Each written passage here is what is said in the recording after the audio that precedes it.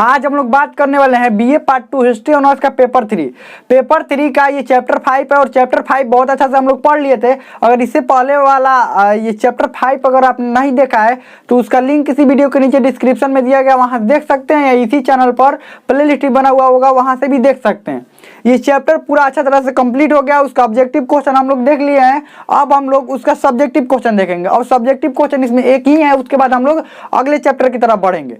और एक बात, ये सब्जेक्टिव क्वेश्चन जब लिखने के लिए एग्जाम में आता है तो बच्चों को क्या समस्या आता है, जो याद करके जाते हैं वो एग्जाम में नहीं आता है। अधिकतर उसमें से देखिए, मान लीजिए 10 क्वेश्चन एग्जाम में आया ना सब्जेक्टिव में, तो उसमें से 4 या 5 इतने ही बच्चों को याद रहता है, बाकी याद ही नहीं रहता। और ये भी याद रहता है तो पूरा अच्छा तरीके से नहीं याद रहता है। तो आज हम वही सीखेंगे कि अगर वो क्वेश्चन याद भी ना रहे तो भी उसका आंसर कैसे लिख सकते हैं, उसमें मैप कैसे बना सकते हैं, डायग्राम कैसे बना सकते हैं, जहां पर जगह हो वहां पर कैसे बना सकते हैं, और साथ में हम उस आंसर को कैसे याद करें, वो भी आसानी से एकदम कैसे याद कर लें। जैसे ये आंसर है ना, इसको आसानी से हम कैसे याद करें, इसके बारे में पूरा डिटेल में बात करेंगे। आप इसको अंत तक देखते रहिए, पूरा अच्छा तरीके से आपको समझ में आ जाएगा। तो हम इसमें खिलजी वंश के बारे में पढ़ रहे थे और खिलजी वंश में लगभग 2 ही क्वेश्चन आते हैं, ध्यान रखिएगा। और कौन कौन से क्वेश्चन आते हैं, देखिए आने का तो कुछ भी आ सकता है, लेकिन प्रीवियस ईयर का अगर देखा जाए तो लगभग 2 ही क्वेश्चन हर, मतलब अगर पूछा जाएगा खिलजी वंश से तो 2 ही क्वेश्चन पूछा जाता है। क्या क्या क्वेश्चन पूछा जाता है, और दोनों क्वेश्चन का आंसर लगभग एक ही तरह से लिखा जाता है। तो दोनों क्वेश्चन का आंसर, अब 2 क्वेश्चन क्या क्या है कि अलाउद्दीन खिलजी के प्रशासन और सैन्य अभियानों की चर्चा करें। ये पहला क्वेश्चन हुआ कि अलाउद्दीन खिलजी के प्रशासन और सैन्य अभियानों की चर्चा करें, या ऐसे भी क्वेश्चन आ सकता है कि अलाउद्दीन खिलजी के दक्षिणी अभियानों की चर्चा करें या दक्षिणी अभियानों का वर्णन करें। ऐसे भी ये क्वेश्चन आ सकता है। तो चलिए हम लोग शुरू करते हैं। आंसर कैसे लिखेंगे, आपको पता है कैसे कैसे आंसर लिखते हैं, इंट्रोडक्शन, मध्य भाग और अंतिम में निष्कर्ष। तो इंट्रोडक्शन चलिए लिखना शुरू करते हैं। अलाउद्दीन खिलजी के बारे में लिखना है तो सबसे पहले क्या लिखेंगे, अलाउद्दीन खिलजी 1296 ईस्वी में दिल्ली की गद्दी पर बैठा। अलाउद्दीन खिलजी कब बैठा था, 1296 में। आपको अगर डेट ना भी याद रहे तो कोई भी दिक्कत नहीं है। आपको क्या लिखना है कि अलाउद्दीन खिलजी के पहले दिल्ली की गद्दी पर कौन था, उसके चाचा थे। कौन थे, उसके चाचा। तो क्या लिखेंगे, अलाउद्दीन खिलजी उसके चाचा की मृत्यु के बाद, यानी कि क्या लिखेंगे, अलाउद्दीन खिलजी के चाचा के मृत्यु के बाद अलाउद्दीन खिलजी दिल्ली की गद्दी पर बैठा। ऐसे भी लिख सकते हैं, इसमें कोई दिक्कत नहीं है। अगर डेट आपको नहीं याद रहे तो, या याद भी रख सकते हैं कि अलाउद्दीन खिलजी। जब डेट डालने से ये होगा एग्जामिनर को लगेगा कि आपको कुछ पता है, आपको क्या है, कुछ पता है। तो यहाँ पर क्या लिखेंगे, अलाउद्दीन खिलजी 1296 ईस्वी में दिल्ली की गद्दी पर बैठा। यह एक कुशल योद्धा, साहसी और साम्राज्यवादी सुल्तान था। क्या लिखेंगे, यह एक कुशल योद्धा, साहसी और साम्राज्यवादी सुल्तान था। कुशल योद्धा तो था ही, साहसी भी था और साथ में साम्राज्यवादी यानी साम्राज्य विस्तार करने वाला भी था। यह पहला दिल्ली सल्तनत का शासक था जो दक्षिण भारत की तरफ बढ़ा। बाकी कोई भी दक्षिण भारत की तरफ नहीं बढ़ा था, ध्यान रखिएगा। दिल्ली सल्तनत में सब उत्तरी भारत की तरफ या पश्चिमी भारत की तरफ सभी लोग रह जाते थे, कोई भी दक्षिणी भारत की तरफ नहीं बढ़ता था। तो यहाँ पर, और उसके बाद लिखेंगे उसकी योग्य, उसके पास, या लिखेंगे उसकी योग्य और विशाल सेना थी। उसकी योग्य और विशाल सेना थी, बहुत बड़ी सेना थी उसकी। वह स्वयं को द्वितीय सिकंदर कहता था। स्वयं को क्या कहता था, द्वितीय सिकंदर। देखिए ये महत्वपूर्ण पॉइंट है, द्वितीय सिकंदर। द में वह होगा, ध्यान रखिएगा, द के नीचे यहाँ पर वह होगा, द्वितीय सिकंदर। आगे बढ़ते हैं। अब यहाँ पर क्या लिखेंगे, इसके यहाँ पर तो इंट्रोडक्शन लिख लिए, इसके क्या लिखना है, प्रशासन के बारे में लिखना और सैन्य अभियानों के बारे में या दक्षिणी अभियानों के बारे में लिखना है।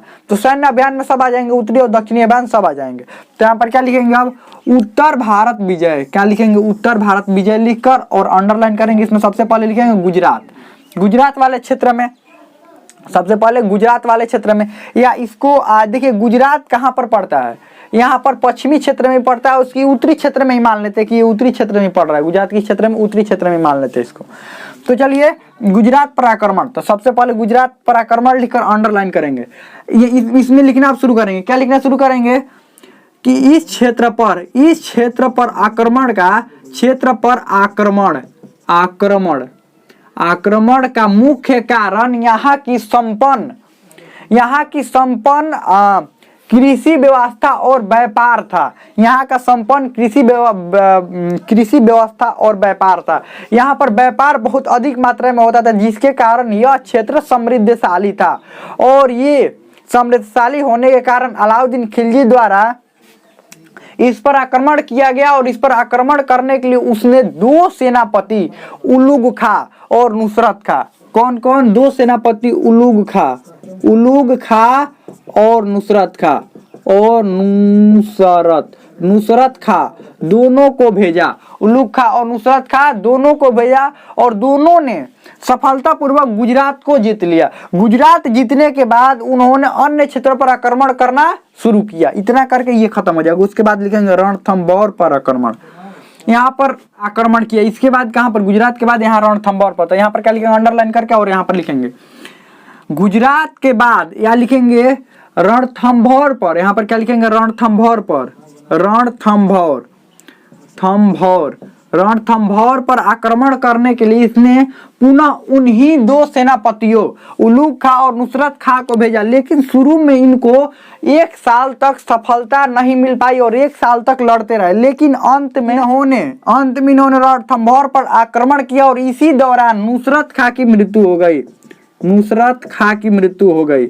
इसके योग्य सेनापति नुसरत खां, दोनों को भेजा गया था ना। इस पर आक्रमण करके इन्होंने सफलतापूर्वक कर लिया आक्रमण और अपने क्षेत्र मिला लिया। उसके बाद इन दोनों को कहां पर भेजा गया? रणथंभौर पर। तो रणथंभौर पर 1 साल तक सफलता नहीं मिली, और अंत में फिर सफलता मिली। तब तक नुसरत खां की मृत्यु हो गई। उस युद्ध के दौरान ही नुसरत खां की मृत्यु हो गई, और रणथंभौर पर भी इन्होंने क्या कर लिया? रणथंभौर पर भी इन्होंने आक्रमण करके रणथंभौर को भी अपने में मिला लिया। उसके बाद चित्तौड़गढ़ पर, यानी चित्तौड़ पर आक्रमण किया। यहाँ के शासक उस समय राणा रतन सिंह थे, राणा रतन सिंह। उसके बाद अलाउद्दीन खिलजी ने चित्तौड़गढ़ पर आक्रमण किया, और चित्तौड़गढ़ के बारे में हम बहुत अच्छा से एक चैप्टर जब पढ़ा रहे थे उस समय बताए थे। अगर इसमें बहुत अच्छा से बताने लगेंगे तो फिर वीडियो बहुत ही लंबा हो जाएगा। तो इसीलिए आप चैप्टर जहाँ से पढ़ाए हैं उस समय का आप नोट्स बनाए ही होंगे, पढ़े ही होंगे। अगर नहीं पढ़े हैं तो उस चैप्टर देख लीजिए, यही वाला चैप्टर खिलजी वंश वाला चैप्टर, यही चैप्टर देख लीजिए, और उसमें बहुत अच्छा से बताए हैं। तो इसमें क्या लिख सकते हैं? चित्तौड़गढ़ पर आक्रमण क्यों किया, उसमें बहुत अच्छा से बताया है। तो यहाँ पर लिख सकते हैं कि चित्तौड़गढ़ पर आक्रमण किया, और उसके बाद चित्तौड़गढ़ को भी अपने क्षेत्र में मिला लिया। कौन मिला लिया क्षेत्र में? अलाउद्दीन खिलजी। इसके बारे में पूरे डिटेल में बताया था, पूरे डिटेल में इसमें आप लिख सकते हैं। उसके बाद और भी उत्तर भारत के राज्यों पर आक्रमण किया, लेकिन जो प्रमुख है उन्हीं के बारे में हम लोग लिखेंगे, क्योंकि सब थोड़े एग्जाम में आपको भी याद रहेगा। जो जितना याद रहेगा उतना ही हम इसमें लिखवा रहे हैं। उसके बाद लिखेंगे दक्षिणी राज्यों पर आक्रमण, देवगिरी और वारंगल। देखिए दक्षिण भारत के 1-2 और क्षेत्र पर आक्रमण किया था, लेकिन यही 2 प्रमुख हम लोग पढ़ेंगे। दक्षिणी यहाँ पर लिखेंगे दक्षिणी राज्यों पर आक्रमण करके अंडरलाइन। उसके बाद देवगिरी पर आक्रमण लिखकर, और इसमें लिखेंगे देवगिरी पर आक्रमण के लिए, यहाँ पर क्या लिखेंगे? देवगिरी पर आक्रमण के लिए अलाउद्दीन खिलजी ने मलिक गफूर को भेजा। मलिक गफूर अपने योग्य सेनापति मलिक गफूर को भेजा, जो कि यहाँ के शासक रामचंद्र देव को हराया। और रामचंद्र देव को हराने के बाद यहाँ पर रामचंद्र देव को हराया, और यहाँ से हराने के बाद उसके बाद इसने कहाँ पर? वारंगल पर आक्रमण किया। और यहाँ पर लिखेंगे रामचंद्र देव को हराया, और रामचंद्र देव ने अपना हार स्वीकार कर लिया। और और कर देने के लिए हर साल वार्षिक कर देने के लिए सहमत हो गए। ये वार्षिक कर देने के लिए सहमत हो गए। उसके बाद लिखेंगे वारंगल पर आक्रमण। उसके बाद क्या लिखेंगे? वारंगल पर आक्रमण। मलिक गफूर द्वारा ही वारंगल पर आक्रमण किया गया, और यहाँ पर भी यहाँ के शासक प्रताप रुद्रदेव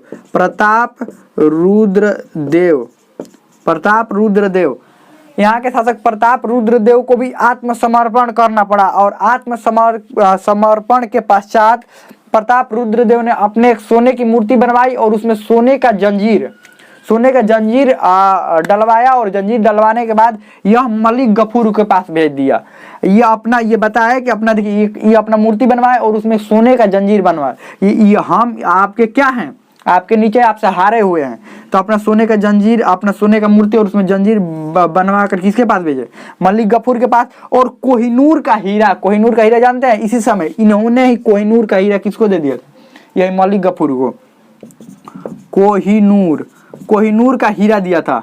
इन्होंने क्या किया था, कोहिनूर वाला हीरा प्रताप रुद्रदेव ने इसको दे दिया था, ध्यान रखिएगा। तो इसमें लिखे कोहिनूर का हीरा भी दे दिया। अब यहाँ पर देखिए ये तो समझ लीजिए सैन्य के बारे अभियानों के बारे में, सैन्य अभियानों के बारे में। अब थोड़ा प्रशासन के बारे में समझ लीजिए। केंद्रीय प्रशासन लिखकर अंडरलाइन करेंगे और इसमें क्या लिखना शुरू करेंगे, केंद्रीय प्रशासन में अलाउद्दीन खिलजी ने अपने शासन में केंद्रीय प्रशासन की स्थापना किया था। अपने शासन काल के दौरान केंद्रीय प्रशासन की स्थापना किया था। मुख्य सत्ता का मुख्य बागडोर अलाउद्दीन खिलजी के हाथ में ही होता था और सेना का भी, सेना का, न्याय का, सारे विभागों का मुख्य बागडोर अलाउद्दीन खिलजी के पास ही होता था। इसमें उसके बाद लिखेंगे सैन्य सुधार, और अलाउद्दीन खिलजी के पास, उसी में लिखेंगे अलाउद्दीन खिलजी के पास होता था। और अंतिम निर्णय लेने की क्षमता भी अलाउद्दीन खिलजी को ही थी। अंतिम निर्णय लेने की क्षमता अलाउद्दीन खिलजी को ही थी। सैन्य सुधार लिखेंगे और अंडरलाइन करेंगे।